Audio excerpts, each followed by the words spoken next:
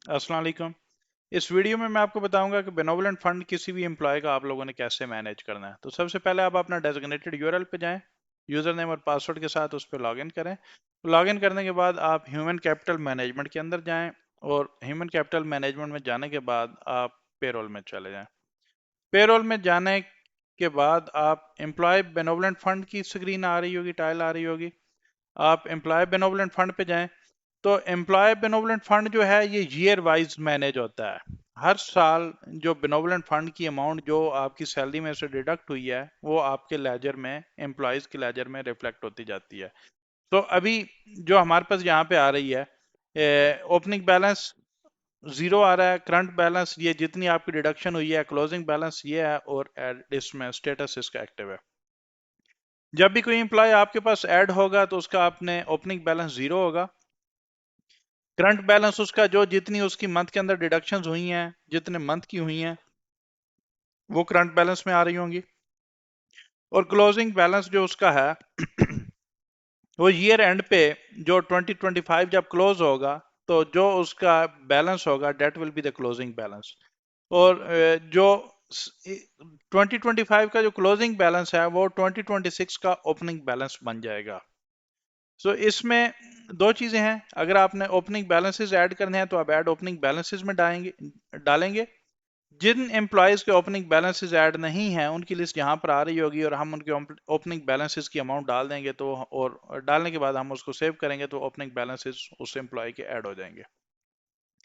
दूसरी इसमें जो चीज है प्रोसेस नेक्स्ट ईयर के। अब नेक्स्ट ईयर के लिए आपने अगर इसको प्रोसेस करना है कि ये जो ओपनिंग बैलेंसेस हमारे जो टोटल डिडक्शन है वो हमारे नेक्स्ट ईयर में वो चली जाए तो इसको हम प्रोसेस करेंगे। 2026 के लिए हम करते हैं।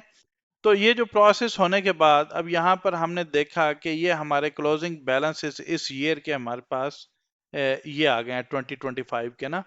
और अगर हम इसको 2026 पे देखेंगे तो 2026 पे हमारे पास अब ये 20 जो क्लोजिंग बैलेंसेस हमारे 25 के थे वो ओपनिंग बैलेंसेस हमारे यहाँ पर ओपनिंग बैलेंसेस में आ गए हैं। और जो करंट बैलेंसेस हैं वो जूं जूं हमारे उसके वो डिडक्शंस होती जाएगी वो हमारी यहाँ पर करंट बैलेंसेस में, करंट बैलेंसेस प्लस जो deductions plus opening balances count होके टोटल सम यहाँ पर हमारे पास आता जाएगा। सो इस तरीके से हम लोग इनके जो है बेनोवलेंट फंड के जो बैलेंसेस हैं वो अपने पास मेंटेन करते हैं। अगर हम किसी एक को जाकर एडिट करें और उसमें हम देखें तो हमारे पास उसकी पूरी एक जो डिटेल्स हैं वो यहाँ पर शो हो रही होती हैं। मैं 25 के देखता हूँ उसमें कुछ डेटा होगा डिडक्शंस का। 26 में तो कोई डेटा नहीं आ रहा। सो 25 को हमने देखा। मैं एक एम्प्लॉय को एडिट करता हूँ और एम्प्लॉय को एडिट करने के बाद मुझे यहाँ पे आ रही है एम्प्लॉय का नेम है, ईयर है, ओपनिंग बैलेंस इतना था, करंट बैलेंस इतना है, क्लोजिंग बैलेंस इसका ईयर एंड का इतना है। और नीचे अगर आप देखें तो जिस जिस मंथ की डिडक्शंस होती जाएगी पेरोल में वो अमाउंट यहाँ पर उसकी ऑटोमेटिकली आती जाएगी ना। तो जितने मंथ की उसकी डिडक्शन हुई होगी बेनोवलेंट फंड की वो यहाँ पर उसकी यहाँ पर आपके पास अवेलेबल होगी।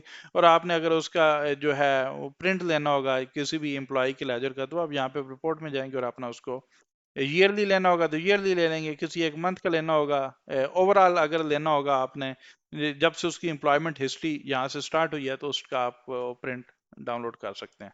थैंक यू जी, थैंक्स फॉर वाचिंग। अल्लाह हाफिज।